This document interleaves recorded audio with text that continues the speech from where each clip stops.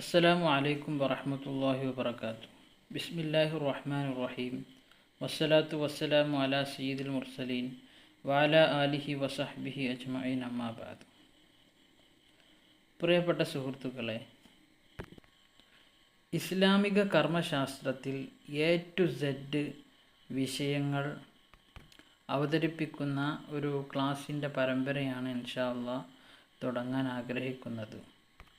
ഫിഖിൻ്റെ കിതാബുകളിലുള്ള തർത്തീബ് അനുസരിച്ച് ഓരോ വിഷയങ്ങളും അതിൻ്റെ ആശയങ്ങൾ മലയാളത്തിൽ പറഞ്ഞുകൊണ്ടുള്ള ഒരു ക്ലാസ്സാണ്. കിതാബ് ഓതിപ്പഠിച്ച ആളുകൾ, മുതഅല്ലിമീങ്ങൾ, ഇവരെയൊന്നും ഉദ്ദേശിച്ചല്ല ഇത് അവതരിപ്പിക്കുന്നത്.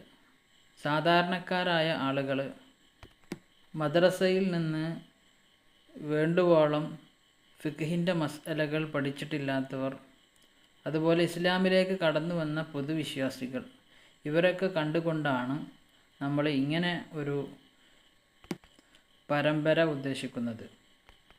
ഇതിനാധാരമായി ബഹുമാനപ്പെട്ട കലമുൽ ഇസ്ലാം കോടമ്പുഴ ബാവ മുസ്ലിയാരുടെ മാസ്റ്റർ പീസ് ഗ്രന്ഥമായ ഖുലാസത്തുൽ ഫിഖ്ഹിൽ ഇസ്ലാമി, അഥവാ ഇസ്ലാമിക കർമ്മശാസ്ത്രത്തിൻ്റെ സംക്ഷിപ്തം എന്ന് പറയുന്ന കിതാബ് പള്ളി ദർസുകളിലും കോളേജുകളിലും ഒക്കെ പഠിപ്പിക്കുന്ന, വലിയ വിദ്യാർത്ഥികൾ പഠിക്കുന്ന കിതാബാണ്.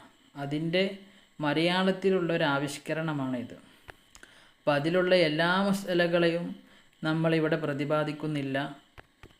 സാധാരണക്കാർക്ക് ആവശ്യമായ ഒട്ടുമിക്ക വിഷയങ്ങളും അതിൽ പറയുന്ന തർത്തീബ് അനുസരിച്ച് ഓർഡർ പ്രകാരമാണ് പറയാൻ ഉദ്ദേശിക്കുന്നത്. അപ്പോൾ ഈ ഒരു പരമ്പര കേൾക്കുന്നവർക്ക് ഇസ്ലാമികപരമായിട്ട് അതിൻ്റെ ഏകദേശം എല്ലാ വിഷയങ്ങളും മനസ്സിലാക്കാൻ സാധിക്കും എന്ന് നാം പ്രതീക്ഷിക്കുന്നു. ആമുഖമായി കൂടുതലായി നീട്ടി പറയുന്നില്ല. അപ്പോൾ ഖുലാസത്തുൽ ഫിഖ്ഹിൽ ഇസ്ലാമിയിലെ ആദ്യത്തെ വരി മാത്രം അറബി വായിക്കുന്നില്ല, പക്ഷേ തുടക്കമായതുകൊണ്ട് അതിൻ്റെ ആദ്യം ബിസ്മിയും ഹംദും ഒക്കെ വായിക്കാം. ബിസ്മില്ലാഹിർ റഹ്മാനിർ റഹീം. അൽഹംദുലില്ലാഹില്ലദീ ഹദാനാ ലിഹാദാ വമാ കുന്നാ ലിനഹ്തദിയ ലൗലാ അൻ ഹദാനല്ലാഹ് വസ്സലാത്തു വസ്സലാമു അലാ സയ്യിദിനാ മുഹമ്മദിൻ റസൂലില്ലാഹ് വഅലാ ആലിഹി വസഹ്ബിഹി അൽഫായിസീന ബിറിളല്ലാഹ്, അമ്മാ ബഅദ്.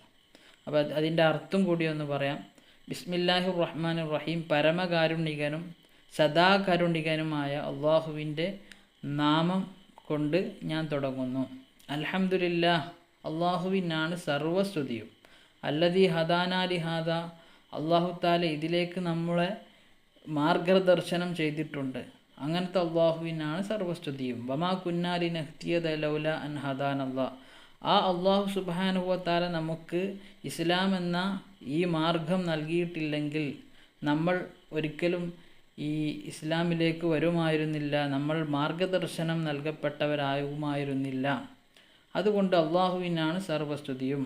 വസ്സലാത്തു വസ്സലാമു അലാ സയ്യിദിനാ മുഹമ്മദിൻ റസൂലില്ലാഹ്, അള്ളാഹുവിൻ്റെ ദൂതരായ മുഹമ്മദ് നബി സല്ലല്ലാഹു അലൈഹി വസല്ലമ തങ്ങളുടെ മേൽ സ്വലാത്തും സലാമും വർഷിക്കട്ടെ. സ്വലാത്ത് ഗുണം, സലാം രക്ഷ.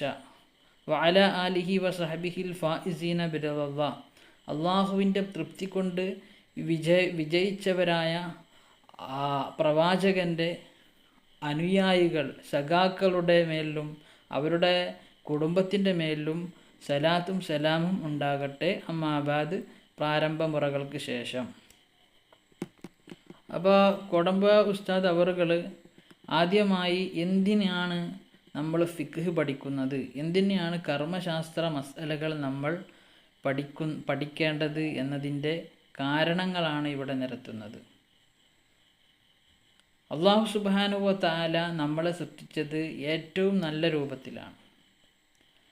മറ്റ് ഇതര ജീവജാലങ്ങളെക്കാൾ ഏറ്റവും നല്ല രൂപത്തിലാണ് അള്ളാഹു തആല നമ്മളെ സൃഷ്ടിച്ചത്.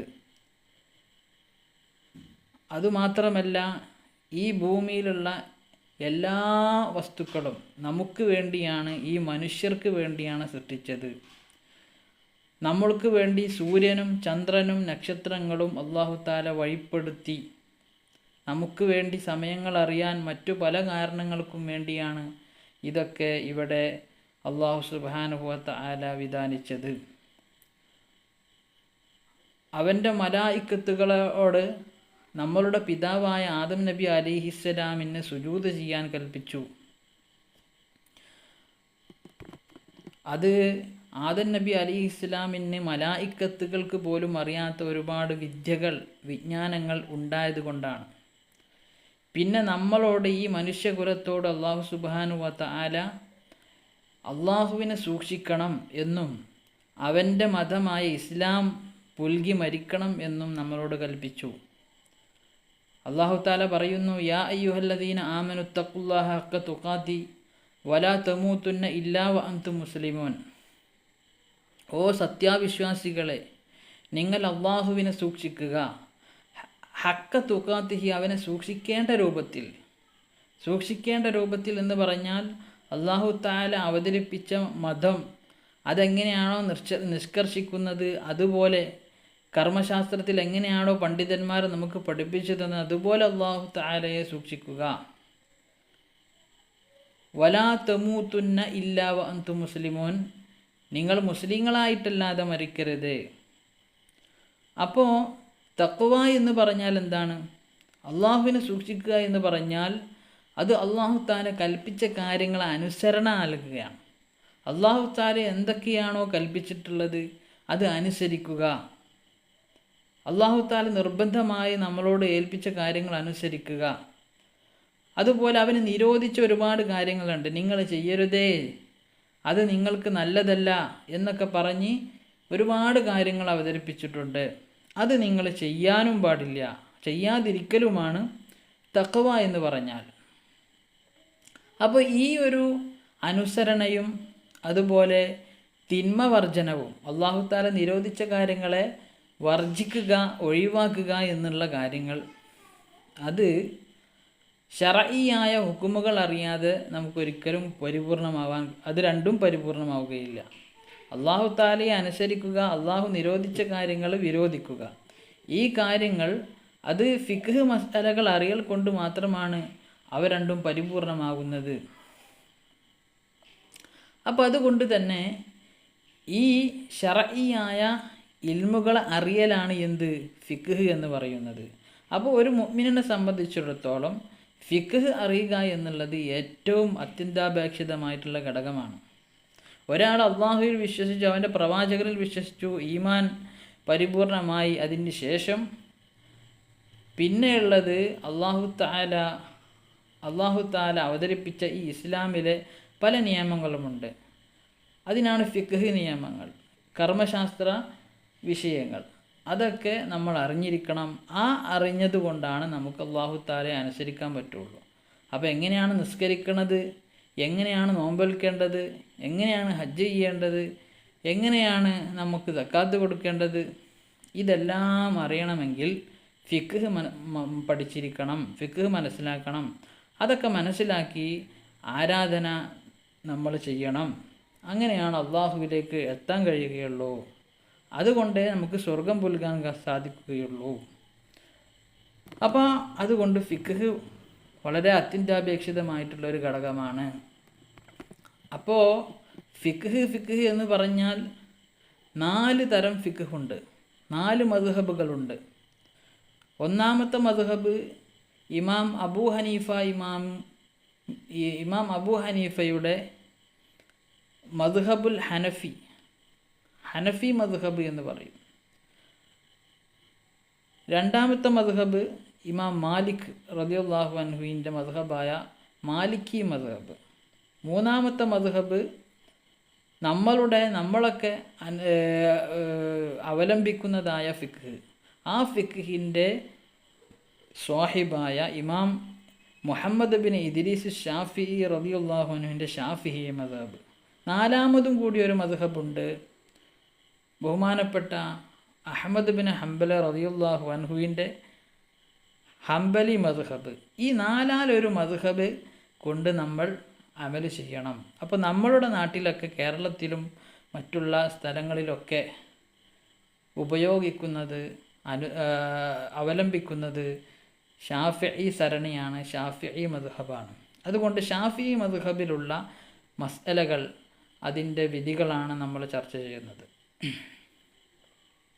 അപ്പോൾ ഈ ഷാഫിഈ ഫിഖ്ഹ് തന്നെ ധാരാളം ഗ്രന്ഥങ്ങൾ ഒരുപാട് ഉലമാക്കൾ രചിച്ചിട്ടുണ്ട്. അതിൽ വിശാലമായ ഗ്രന്ഥങ്ങളുണ്ട്, ദൈർഘ്യമേറിയ ഗ്രന്ഥങ്ങളുണ്ട്, സംക്ഷിപ്തങ്ങളായ ഗ്രന്ഥങ്ങളുമുണ്ട്. അപ്പോൾ ഈ ദൈർഘ്യമേറിയ വിശാലമായ ഗ്രന്ഥങ്ങളൊക്കെ പഠിക്കാൻ ഈ സാധാരണക്കാർക്കൊന്നും സാധിക്കുകയില്ല. അത് വലിയ വലിയ പണ്ഡിതന്മാർക്കൊക്കെ കഴിയുന്ന കാര്യമാണ്. അപ്പോൾ നമ്മൾ സാധാരണക്കാരായ ആളുകൾക്ക് മുഖ്തസറായ സംക്ഷിപ്തമായ ഗ്രന്ഥങ്ങളുണ്ട്. അതിൽ നിന്ന് ഏതെങ്കിലും ഒരു ഗ്രന്ഥം നമ്മൾ പഠിച്ചിരിക്കണം. അപ്പോൾ സംക്ഷിപ്തമായ ഈ ഷാഫിഈ ഫിഖിലെ സംക്ഷിപ്തമായ ഗ്രന്ഥങ്ങളിൽ ഏറ്റവും പ്രസിദ്ധി ആർജിച്ച ഗ്രന്ഥങ്ങളിൽപ്പെട്ടതാണ് ബഹുമാനപ്പെട്ട നമ്മളുടെ നാട്ടുകാരനായ സൈനുദ്ദീൻ മഖ്ദൂം സഗീർ അവറുകളെ രചിച്ച ഫത്ഹുൽ മുഈൻ ബി ശറഈ ഖുറത്തുൽ ലൈൻ ബി മുഹിമ്മാത്തിദ്ദീൻ എന്നാണ് അതിൻ്റെ പരിപൂർണ്ണ പേര്. ആ കിതാബ് അതാണ് ഏറ്റവും സംക്ഷിപ്തമായ ഗ്രന്ഥങ്ങളിൽ ഏറ്റവും പ്രസിദ്ധമായത്. അപ്പോൾ ഈ ഗ്രന്ഥം ഒന്നും കൂടി ചുരുക്കുകയാണ് നമ്മളുടെ മുസന്നിഫായ ബഹുമാനപ്പെട്ട കലമുൽ ഇസ്ലാം ബാവ ഉസ്താദ്. അതിൻ്റെ പേരാണ് ഖുലാസത്തുൽ ഫിഖ്ഹിൽ ഇസ്ലാമി. ഇത് ഫത്ഹുൽ മുഈനിൽ നിന്നും ആറ്റിക്കുറുക്കി ഒന്നുകൂടി ചുരുക്കി ഉണ്ടാക്കിയ ഒരു കിതാബാണ്.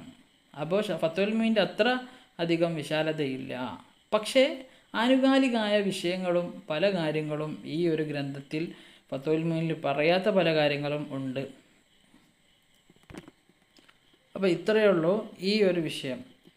ഇനി അടുത്തത് ശർഈയായ ഹുക്കുമുകളാണ്. പല ഹുക്കുമുകളും ഉണ്ടല്ലോ, അതിനെക്കുറിച്ചാണ് ഇൻഷാ അല്ലാഹ് അടുത്ത വോയിസിൽ നമ്മൾ പറയുന്നത് ഇൻഷാ അല്ലാഹ്. വാഖിറു ദഅവാന അൽഹംദുലില്ലാഹി റബ്ബിൽ ആലമീൻ. അസ്സലാമു അലൈക്കും വറഹ്മത്തുള്ളാഹി വബറകാതുഹു.